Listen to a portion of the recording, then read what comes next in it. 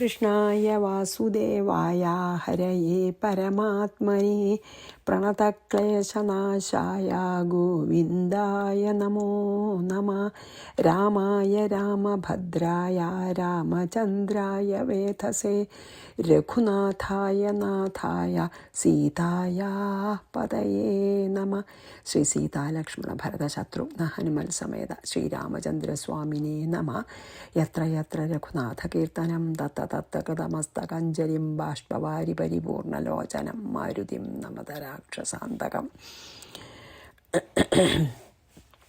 നമ്മൾ ഉത്തരകാണ്ഡ 7-ാം സർഗം 50-ാമത്തെ ശ്ലോകം കഴിഞ്ഞ് നിർത്തി. അപ്പോൾ അതിൽ പറഞ്ഞ എന്താ വെച്ചാൽ കൗസല്യ അത് വളരെ പരിശുദ്ധമായ അന്ധകരണത്തോടും വയസ്സുകൊണ്ട് വളരെ വാർദ്ധക്യം ബാധിച്ചവളും വിഷയസുഖങ്ങളിൽ തീരെ ആഗ്രഹം ഇല്ലാത്തതുമായ ഈ സ്ഥിതിയെ ഇപ്രകാരം തുറന്ന് പറഞ്ഞു ഭഗവാനോടെ. അപ്പോൾ ആ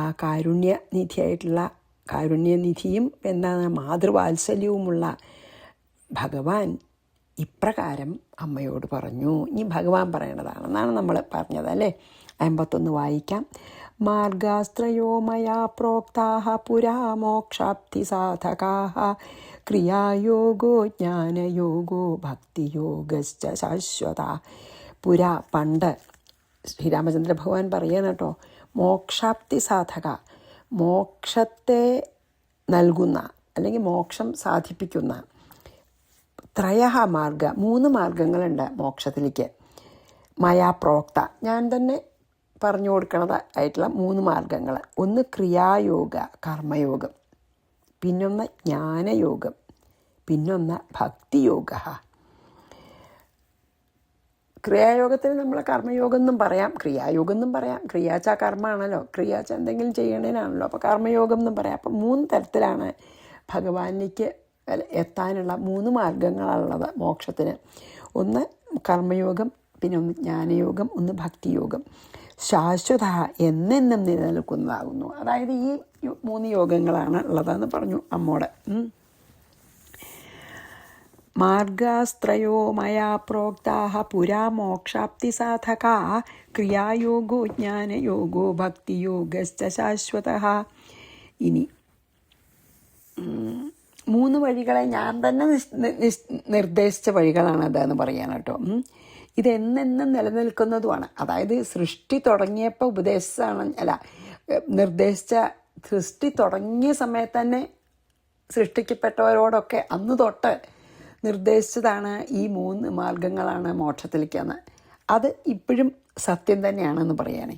ഇപ്പോഴും നിലനിൽക്കേണ്ട, എന്നും നിലനിൽക്കണം തന്നെയാണെന്ന്. 52 തേഷാം തു സുലഭോ മാർഗോ ഭക്തിയോഗ സുപൂജിത ഭക്തിർവിഭിദ്യതേ മാതസ്ത്രിവിധ ഗുണഭേദഃ സ്വഭാവോ യസ്യ യസ്തേന തസ്യ ഭക്തിർവിഭിദ്യതേ. തേഷാം തു, ഈ 3 സുലഭ, എളുപ്പവും, സുലഭം എന്ന് എളുപ്പത്തിൽ ലഭിക്കാവുന്നതും, സുപൂജിത, ഏറ്റവും പൂജിക്കപ്പെടുന്നതുമായ മാർഗം ഭക്തിയോഗ, ഭക്തിയോഗമാണ്. 3 മാർഗത്തിൽ കൂടെയും നമുക്ക് മോക്ഷം കിട്ടാം. അതിൽ ഏറ്റവും എളുപ്പം ലഭിക്കാനും ഏറ്റവും എല്ലാവരാലും ഇഷ്ടപ്പെടുന്നതും ആരാധിക്കപ്പെടുന്നതുമായിട്ടുള്ള മാർഗം ഏതാണ്? ഭക്തിയോഗമാണ്. മാതാവേ ഗുണഭേദത, ഗുണങ്ങളുടെ ഭേദം നിമിത്തം ഭക്തി ത്രിവിധ വിഭിദ്യത. ഈ ഭക്തി തന്നെ ഇപ്പോൾ 3 യോഗം ഉണ്ട്, അതിലേറ്റവും നല്ലത് ഭക്തിയോഗ പറഞ്ഞു. ഈ ഭക്തിയോഗത്തിൽ തന്നെ 3 തരം ഭക്തി ഉണ്ട്. യസ്യ യഹ സ്വഭാവ, യാതൊരുവന് ഓരോരുത്തരുടെ സ്വഭാവം അനുസരിച്ചിട്ട് തേന, അതുകൊണ്ട് തസ്യ ഭക്തി, അവൻ്റെ ഭക്തി വിഭിദ്യത, വിഭജിക്കുന്നു. എന്താ പറഞ്ഞ വെച്ചാൽ ഈ 3 മാർഗങ്ങൾ പറഞ്ഞല്ലോ. കർമ്മയോഗം, ഭക്തിയോഗം, ജ്ഞാനയോഗം. ഈ 3 മാർഗങ്ങളിലെ എളുപ്പത്തിൽ ലഭിക്കാവുന്നതും ഏറ്റവും എല്ലാവരാലും പ്രകീർത്തിക്കപ്പെടുന്നതും ആയിട്ടുള്ള മാർഗം ഭക്തിമാർഗമാണ്. ഹേ മാതാവേ, സത്വം രജസ തമസ ഈ ഗുണങ്ങൾ നിമിത്തം ഭക്തി 3 വിധത്തിലുണ്ട്. ഈ ഭക്തി തന്നെ 3 വിധമുണ്ട്. ഓരോരുത്തരുടെയും സ്വഭാവം അനുസരിച്ചിട്ട് അയാളുടെ ഭക്തി അതുപോലെ ആയിരിക്കും. രജോ ഗുണപ്രധാനികളാണെങ്കിലും സത്വഗുണപ്രധാനികളാണെങ്കിലും തമോ ഗുണപ്രധാനികളുള്ളവർ ഭക്തിക്ക് വ്യത്യാസമുണ്ട്. 3 തരം ഭക്തിയുണ്ട്. അതുകൊണ്ട് ഒരാളുടെ ഭക്തി മറ്റൊരാളുടെ ഭക്തിയായിട്ട് ഒരുപോലെ ആവണമെന്നില്ല. ആ ആളുടെ ഗുണത്തിൻ്റെ വ്യത്യാസം അനുസരിച്ചിട്ടാവും അവരുടെ ഭക്തിയും എന്നാണ് പറയണത്. ഭക്തി 3 തരമുണ്ട് ഗുണങ്ങളെ അനുസരിച്ചിട്ട്. തേഷാം തു സുലഭോ മാർഗോ ഭക്തിയോഗ സുപൂജിത ഭക്തിർ വിഭിദ്യതേ മാതസ്ത്രിവിധ ഗുണഭേദത സ്വഭാവോ യസ്തേന തസ്യ ഭക്തിർ വിഭിദ്യതേ. 53. യസ്തു ഹിംസാം സമുദ്ദിശ്യ ദംഭം മാത്സര്യമേവ വാ ഭേദദൃഷ്ടിച്ച സംരംഭി ഭക്തോ മേ താമസസ്മൃത. ഏറ്റവും താമസഭക്തി എന്നോ പ്രാകൃത ഭക്തി എന്നാണ് ഭാഗവതത്തിൽ ഇതിന് പ്രാകൃത ഭക്തി എന്നാണ്, താമസഭക്തി എന്നല്ല പറഞ്ഞത്. പ്രാകൃത ഭക്തി അതായത് ഏറ്റവും താഴത്തെ ലെവലിലുള്ള ഭക്തിയാണ് പറയണത് കേട്ടോ. യഹത്തു ഏതൊരുവന് ഹിംസാം ബാക്കിയുള്ളവരെ ഹിംസിക്കുക, അതായത് പരപീഡയെയോ ദംഭം അതായത് അഹങ്കാരം കൊണ്ട് സ്ഥാനം വേണമെന്നോ മാത്സര്യഭാവമോ ഉദ്ദേശിച്ചിട്ട്, അതായത് ആരാണ് ഹിംസയ്ക്കായും കൊണ്ടും തനിക്ക് സ്ഥാനമാനങ്ങൾ കിട്ടാനായിട്ടും അല്ലെങ്കിൽ അന്യരോട് മത്സരത്തിൽ ജയിച്ചാനും ഉദ്ദേശിച്ചിട്ടൊക്കെ ഇങ്ങനത്തെ ഭേദഭാവനയോടെ സംരംഭത്തോടും കൂടിയവനായിരിക്കുന്നുവോ അവൻ മേ താമസഭക്ത സ്മൃത എൻ്റെ താമസഭക്തനാകുന്നു. അങ്ങനെയുള്ളവർ ഭക്തി 3 വിധണ്ട പറഞ്ഞതിലത്തെ താമസഭക്തിയാണ് പറയണത്. എന്താ അറിയോ, ഏതൊരാളാണ് ശത്രുക്കൾക്ക് നാശം വരണം അല്ലെങ്കിൽ അവരെ പീഡിപ്പിച്ച് അവർ നശിക്കണം എന്ന ശത്രുനാശവും താൻ മഹാനാണെന്ന് എല്ലാവരും പറയണമെന്ന് കീർത്തിക്കൊക്കെയുള്ള മോഹവും സ്ഥാനമാനങ്ങൾക്കുള്ള മോഹവും ബാക്കിയുള്ളവരുടെ നന്മ വരണത് കാണാൻ കഴിയാതെ അത് നശിക്കണം എന്നുള്ള ഉദ്ദേശിച്ച് എന്നെ പൂജിക്കുക. അതായത് ശത്രുനാശത്തിന് വേണ്ടി എന്നെ പ്രാർത്ഥിക്കുക, എനിക്ക് നല്ല കീർത്തിമാനാവണം ഞാൻ എന്ന് വിചാരിച്ച് പ്രാർത്ഥിക്കുക, പിന്നെ മത്സരം കൊണ്ട് എതിരാളി നശിക്കണം എന്ന് പ്രാർത്ഥിക്കുക. ഇങ്ങനെയൊക്കെ എന്നെ പ്രതിമകളിൽ വെച്ചിട്ട് പൂജിക്കുക, വഴിപാട് കഴിക്കുക ഒക്കെ ചെയ്യുമല്ലോ, അവൻ ശരിക്കും പറയാച്ചാൽ തമോ ഗുണം ഉള്ള ആളാണ്. അങ്ങനത്തെ എല്ലാ ജീവന്മാരെയും ഭേദഭാവനയോടുകൂടി കാണുന്നവരെ, ഒരുപോലെ സമാന ബുദ്ധി ഇല്ലാത്ത ആള് ഇങ്ങനെയൊക്കെ ചെയ്യും.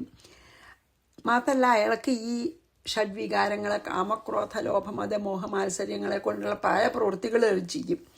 അങ്ങനത്തെ ഭക്തി ഉണ്ടേനും പ്രതിമേല് ബാക്കിയൊന്നിലും ഈശ്വരനെ കാണില്ല. ഈശ്വര പ്രതിമേല് അല്ലെങ്കിൽ അവനവൻ്റെ വീട്ടിലോ അമ്പലത്തിലുള്ള ആ പ്രതിമയുടെ മാത്രം ഈശ്വരനെ കാണുള്ളൂ. ഈശ്വരനോട് പ്രാർത്ഥിക്കണതും ഇതാണ്, ശത്രുനാശത്തിനും തനിക്ക് സ്ഥാനമാനങ്ങൾ കിട്ടാനും അല്ലെങ്കിൽ വേറൊരുടെ അസൂയ ഉണ്ടെങ്കിൽ അവരെ നശിപ്പിക്കാനും അങ്ങനെയൊക്കെയാണെങ്കിലും പ്രാർത്ഥന. പക്ഷെ പ്രാർത്ഥിക്കും.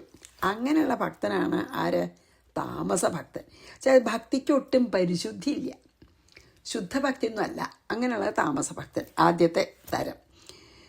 യസ്തു ഹിംസാം സമുദ്ദിശ്യ ദംഭം മാത്സര്യമേവ വാ ഭേദവൃഷ്ടിശ്ച സംരംഭി ഭക്തോ മേ താമസസ്മൃത. 54. ഫലാഭിസന്ധിർഭോഗാർത്ഥി ധനകാമോ യശസ്തഥാ അർച്ചാദൗ ഭേദബുദ്ധ്യാമം പൂജയേൽ സതുരാജസ. ഫലാഭിസന്ധി അതായത് സ്വർഗം കിട്ടണം എന്നൊക്കെ വിചാരിച്ചിട്ട്, അത്രയേ ഉള്ളൂ. ഇവിടുത്തെ സ്ഥാനമാനങ്ങളല്ല.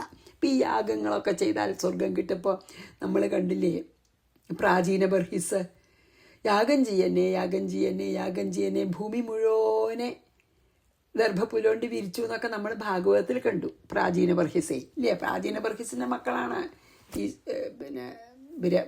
പ്രചേതസ്സുകളെ. അപ്പോൾ പ്രാചീന ബർഹിസിനെ നാരദൻ ഉപദേശിക്കും, ഇങ്ങനെ സ്വർഗഫലം ആഗ്രഹിച്ച് ചെയ്തിട്ട് ഒരു കാര്യമില്ല, സ്വർഗം കിട്ടും. പക്ഷെ സ്വർഗം ആ പുണ്യം കഴിഞ്ഞാൽ സ്വർഗത്തിന് ആദ്യം കിടന്നെ വരി. അപ്പോൾ ഈ പുനരാവർത്തിരഹിതമായിട്ടുള്ള മോക്ഷം കിട്ടില്ല, പിന്നെയും മനുഷ്യനായി ജനിക്കണം ആ പുണ്യഫലം അനുഭവിച്ചു കഴിഞ്ഞാൽ എന്നൊക്കെ പറഞ്ഞ് നാരദൻ ഉപദേശിച്ചൊക്കെ ചെയ്യേ. അതാണ് ഇവിടെ പറഞ്ഞത്. അതായത് സ്വർഗത്തിൽ പോകണം എന്നുള്ള ആഗ്രഹത്തോടുകൂടി ഇഹലോക സുഖത്തിലും നല്ലത് വരണം, എനിക്കത് കഴിഞ്ഞാൽ മരിച്ചാൽ സ്വർഗത്തിലും പോകണം എന്നുള്ളവരെ ധനകാമ തഥാ യശഃ ധനത്തെയോ യശസ്സിനെയോ ആഗ്രഹിച്ചിട്ട് ഭേദബുദ്ധിയ അതായത് ജീവനും ഈശ്വരനും ഒന്നാണെന്ന ഭാവം ഇല്ലാതെ ഞാനും ഈശ്വരനും വേറെയാണ്. ഈശ്വരനോട് പ്രാർത്ഥിച്ച് എനിക്ക് നന്മ വരണം, എനിക്ക് സ്വർഗത്തിൽ പോകണം, എനിക്ക് യശസ് വേണം, ജീവിച്ചിരിക്കുമ്പോൾ ഇഹലോകത്തിലും പരലോകത്തിലും എനിക്ക് നന്മ വരണം എന്ന് വിചാരിച്ചിട്ട് പ്രാർത്ഥിക്കണവരെ, അതായത് ഞാൻ ജീവാത്മാവാണ്, അല്ല ഞാൻ ഈ ദേഹമാണെന്ന് തന്നെ വിശ്വസിച്ച് അങ്ങനെയുള്ളവരെ അർച്ചാദവും പ്രതിമകളിൽ മറ്റൊരെയൊക്കെ നല്ലതാണ്. കാരണം വേറെ ആളെ നശിപ്പിക്കണമെന്നോ അസൂയ കൊണ്ടൊന്നുമല്ലല്ലോ. അവനോന് ഈഹലത്തിലും പരത്തിലും സുഖം വേണം, അവനോന് യശസ് വേണം, ധനം വേണം, അങ്ങനെ. പക്ഷേ ഞാൻ ആത്മാവാണെന്നുള്ള വിചാരമൊന്നുമില്ല. അങ്ങനെയുള്ളവരും പ്രതിമ മുതലായാൽ എന്നെ പൂജിക്കുമോ സഹതു രാജസ, അവർ രജോ ഗുണപ്രധാനികളാണ്. അങ്ങനെയുള്ള ഭക്തിയാണ് രാജസഭക്തി എന്ന് പറയുക. അതായത് മധ്യമഭക്തി, പ്രാകൃത ഭക്തി, മധ്യമഭക്തി. ഭക്തി ഉണ്ട്, അവർ ധാരാളം യാഗം ഇതൊക്കെ ചെയ്യും, ആരും ഉപദ്രവിക്കണമെന്നൊന്നുമില്ല, അവനോന് ഇഹത്തിലും പരത്തിലും നല്ല സുഖം വേണമെന്നാണ് അങ്ങനെ വിചാരിക്കണവരെ. പക്ഷെ ഫലം ആഗ്രഹിച്ചിട്ട് ചെയ്യണവരാണ് കേട്ടോ. പക്ഷെ അവരാണ് രജോ ഗുണപ്രധാനികൾ. ആദ്യം പറഞ്ഞവരെ ഒട്ടും പ്രാകൃതം തമോ ഗുണപ്രധാനികളാണ്. ഇങ്ങനെ ചെയ്യണവരെ രജോ ഗുണപ്രധാനികളാണ്. അവർ ഭക്തന്മാരൊക്കെയാണ്. ഇങ്ങനെ സ്വർഗസുഖം കിട്ടാനും ഒക്കെ ഇഹത്തിലും പരത്തിലും സുഖത്തിനും ഈ ലോകത്തിലും എല്ലാം വേണം അങ്ങനെ വിചാരിക്കണവരേട്ടോ. അത് രജോ ഗുണപ്രധാനി, അതാണ് മധ്യമ ഭക്തന്മാർ. ഇനി നമുക്ക് ഉത്തമഭക്തൻ്റെ ഇതാണ് നെക്സ്റ്റ് കേട്ടോ. ഫലാഭിസന്ധിർഭോഗാർത്ഥി ധനകാമോ യശസ്തഥാ അർച്ചാദൗ ഭേദബുദ്ധ്യാ മാം പൂജയിൽ സദുരാജസ. ഇനി പരസ്മിന്നർപ്പിതം യസ്തു കർമ്മ നിർഹരണായ വാ കർത്തവ്യമിതി വാ കുര്യാത് ഭേദബുദ്ധ്യാ സ സാത്വികഃ യാതു. ഏതൊരുവനാകട്ടെ പരസ്മിൻ അന്യനിൽ അർപ്പിക്കപ്പെട്ടതായിട്ടോ കർമ്മ നിർഹരണായാവ കർമ്മങ്ങളുടെ നാശത്തിനായിക്കൊണ്ടോ കർത്തവ്യം ഇതീവ ചെയ്യപ്പെടേണ്ടതാണെന്ന് മാത്രം വിചാരിച്ച് ഭേദഭാവനയോടുകൂടെ കർമ്മ കുര്യാൽ കർമ്മം ചെയ്യുമോ സഹ സാത്വിക ഭക്ത. പിന്നെ ശരിക്കും ഒരു ഭക്തിയും കൂടി ഉണ്ട് കേട്ടോ, പരാഭക്തി. അത് പറയണ്ടാവും എന്തായാലും. പിന്നെ ഇത് മൂന്നാമത്തെ തരം ഭക്തി എന്താ? ഏതൊരാളാണ് കർമ്മ ബന്ധനങ്ങൾ നശിക്കാൻ വേണ്ടിയിട്ട് ഭഗവാനിൽ സമർപ്പിച്ചുകൊണ്ടോ വേദത്തിൽ പറഞ്ഞ അനുസരിച്ചിട്ട് ചെയ്യേണ്ടതാണ് ധർമ്മം എന്ന് വിചാരിച്ചിട്ടോ ജീവനും ഈശ്വരനും, അപ്പോൾ അവർക്കും ഞാൻ ആത്മാവാണെന്നുള്ള ബോധം വന്നിട്ടില്ല. ഞാൻ ജീവനാണ്, ഞാൻ ഈശ്വരനോട് പ്രാർത്ഥിക്കുകയാണ്, എന്തിന്? എനിക്ക് കർമ്മബന്ധനം ഉണ്ടാവണേ, എനിക്ക് ഈ പുനരാവർത്തിരഹിതമായ മോക്ഷം കിട്ടണേ, എനിക്ക് കർമ്മബന്ധനം വേണേന്നും എല്ലാം വേദം വിധിച്ച പോലെയൊക്കെ ഞാൻ ചെയ്യാണ് എന്ന് പറഞ്ഞ് എങ്കിലും ഞാൻ ആത്മാവാണ് എന്നുള്ള വിചാരം ആയിട്ടില്ല. ജീവനും ഈശ്വരനും വേറെയാന്ന് തന്നെയാണ്, ഭേദഭാവന അപ്പോഴുണ്ട്. അങ്ങനെ ചെയ്യണ ആൾ സത്വഗുണപ്രധാനിയായിട്ടുള്ള ഭക്തനാണ്. എന്നാലും എല്ലാം ഈശ്വരാർപ്പണമായിട്ടാണ് ചെയ്യണത്, കർമ്മബന്ധനം വേണമെന്നുമുണ്ട്. അപ്പോൾ വളരെ നല്ല ഉത്തമ ഭക്തനാണത്. അപ്പോൾ താമസഭക്തൻ, രാജസഭക്തൻ, സാത്വിക ഭക്തനായി. ഇപ്പോൾ സത്വഗുണപ്രധാനിയായി. പരസ്മിന്നർപ്പിതം യസ്തു കർമ്മ നിർഹരണായ വാ കർത്തവ്യമിതി വാ കുര്യാത് ഭേദബുദ്ധ്യാ സ സാത്വികം. ഇനി 56, 57, 58, 59 ഒന്നിച്ചാണ് ചെയ്തിരിക്കണം കേട്ടോ. നോക്കാം. മദ്ഗുണാശ്രയണാദേവ മയ്യനന്തഗുണാലയേ അവിച്ഛിന്ന മനോവൃത്തിർ യഥാ ഗംഗാംബുനോംബുധൗ തദേവ ഭക്തിയോഗസ്യ ലക്ഷണം നിർഗുണസ്യ ഹി അഹൈതുക്യവ്യവഹിതായാ ഭക്തിർമയി ജായതേ സാമേ സാലോക്യ സാമീപ്യ സാഷ്ടി സായുജ്യമേവ ച ദദാത്യപി ന ഗൃഹ്ണന്തി ഭക്താമൽസേവനം വിനാ സ ഏവ ആത്യന്തികോ യോഗോ ഭക്തിമാർഗസ്യ ഭാമിനി മദ്ഭാവം പാപ്നുയാത്തേന അതിക്രമ്യ ഗുണത്രയം. നോക്കാം നമുക്ക് കേട്ടോ എന്താണ് മദ്ഗുണാശ്രയണാത്. എന്നാൽ എൻ്റെ ഗുണങ്ങളുടെ ആശ്രയം ഹേതുവായിട്ട് തന്നെ, എൻ്റെ ഗുണങ്ങളെ ആശ്രയിച്ചു കൊണ്ട് തന്നെ അനന്തഗുണാലയേ മയി, അനന്തഗുണങ്ങളുടെ ഇൻഫിനിറ്റായിട്ടുള്ള ഗുണങ്ങളുടെ ഒരു ആലയം, ചന്ത വാസസ്ഥാനം അല്ലെങ്കിൽ റീസോഴ്സ്, അനന്തഗുണങ്ങളുടെ ആലയമായിട്ടുള്ള ഗൃഹം തന്നെയായിട്ടുള്ള എന്നിൽ അംബുതൗ സമുദ്രത്തിൽ ഗംഗാംബുന യഥ ഗംഗാജലം വന്ന് ചേരുന്ന പോലെ അവിഛിന്ന മനോവൃത്തി, അതായത് ധാരമുറിയാത്ത മനസ്സിൻ്റെ ചിന്ത. നിർഗുണസ്യ ഭക്തിയോഗസ്യ, ഗുണാതീതമായ ഭക്തിയോഗത്തിൻ്റെ ലക്ഷണം തദ് ഏവ, ലക്ഷണം അതുതന്നെ. അതായത് അടുത്ത ഭക്തി എന്താ പറയണറിയോ? നിർഗുണ ഭക്തി. 3 ഭക്തി യോഗങ്ങളാണുള്ള പറഞ്ഞു. പിന്നെ ഈ സാത്വിക ഭക്തിക്കും ഭേദഭാവന ഉണ്ടല്ലോ, ഞാൻ ജീവനും ഭഗവാൻ ഈശ്വരനാണുള്ള ഭേദഭാവന ഉണ്ട്. ഇനി നിർഗുണ ഭക്തി എന്താ വെച്ചാൽ ഗംഗാജലം പോലെ, ഗംഗാജലം സമുദ്രത്തിൽ പ്രവേശിക്കുമ്പോൾ അവിഛിന്നാണ്, അതായത് ഒരു തടസ്സമില്ലാതെ നിരന്തരമായി ഒഴുകിക്കൊണ്ട് സമുദ്രത്തിൽ വന്ന് ചേരുന്ന പോലെ എന്നെ നിരന്തരമായിട്ട് ധ്യാനിക്കുക. അതാണ് മനോവ്യാപാരം മുഴുവൻ എന്നിലേക്ക് നിരന്തരമായിട്ട് നിർഗമിക്കുന്ന, അതാണ് നിർഗുണഭക്തി യോഗത്തിൻ്റെ തദേവ ലക്ഷണം. അതുതന്നെ. ഏതാണ് നിർഗുണഭക്തി? ഏതൊരാളാണ് എന്നെ നിരന്തരം ഇപ്പോൾ തേനൊരു പാത്രത്തിൽ നിന്ന് ഒരു പാത്രത്തിലേക്ക് ഒഴിക്കുമ്പോൾ ഒരു തടസ്സമില്ലല്ലോ, അല്ലെങ്കിൽ ഒരു പുഴ സമുദ്രത്തിലേക്ക് ഇങ്ങനെ കുതിച്ചു പായാണ്, ഒരു തടസ്സമില്ലാതെ. അതുപോലെ ഒരു തടസ്സമില്ലാതെ ഏതൊരുവനാണ് നിരന്തരമായി എന്നെ ധ്യാനിച്ച് ഇരിക്കുന്നത്, ഒരു പ്രവാഹം പോലെ എന്നെ ധ്യാനിച്ചിരിക്കുന്ന ആ ആളാണ് നിർഗുണഭക്തൻ. ഭക്തിയോഗത്തിൻ്റെ ലക്ഷണം, അതായത് നിർഗുണഭക്തിയുടെ ലക്ഷണം അതാണ്. മനസ്സിനെ നിരന്തരം ഭഗവാനിലേക്ക് ഒരു തടസ്സമില്ലാതെ ഒഴുകിക്കൊണ്ടിരിക്കുന്ന മനോവൃത്തി. അഹൈതുകി മാത്രമല്ല, അതെ അഹൈതുകിയാണ്, കാരണമില്ല, ഒരു കാരണമില്ലാത്ത ഭക്തിയാണ്. എന്തിനെങ്കിലും വേണ്ടിയിട്ടല്ല, ഒന്നും ആഗ്രഹിച്ചിട്ടല്ല, അഹൈതുക ഭക്തി, അവ്യവഹിത, ഒരു മറവില്ലാത്തത്.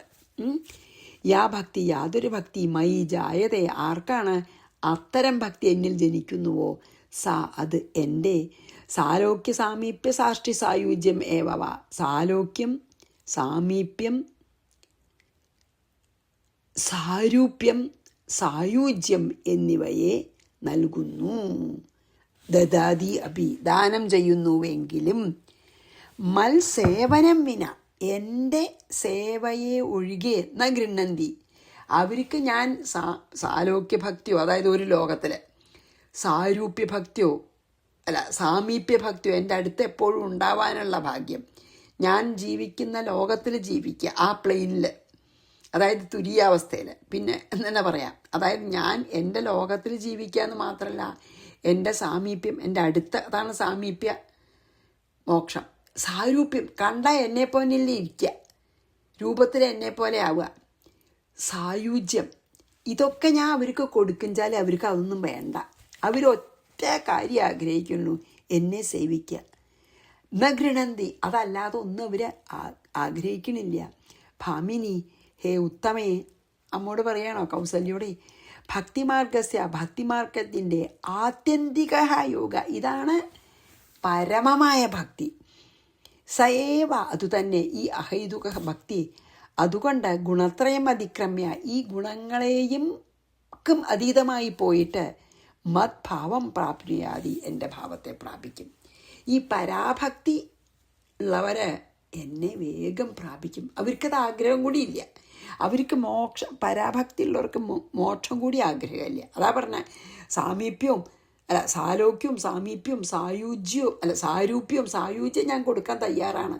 പക്ഷേ അവർക്ക് എൻ്റെ സേവ ഒഴികെ ഒന്നും വേണ്ട. അങ്ങനെ ഗുണാതീതമായിട്ടുള്ള ഭക്തിയാണ്, അങ്ങനെയുള്ള നിർഗുണ ഭക്തിയുള്ളവരെ എന്നെ പ്രാപിക്കുന്ന. അപ്പോൾ ഞാൻ അതൊന്ന് ചുരുക്കി എല്ലാം കൂടി പറയാം. അതായത്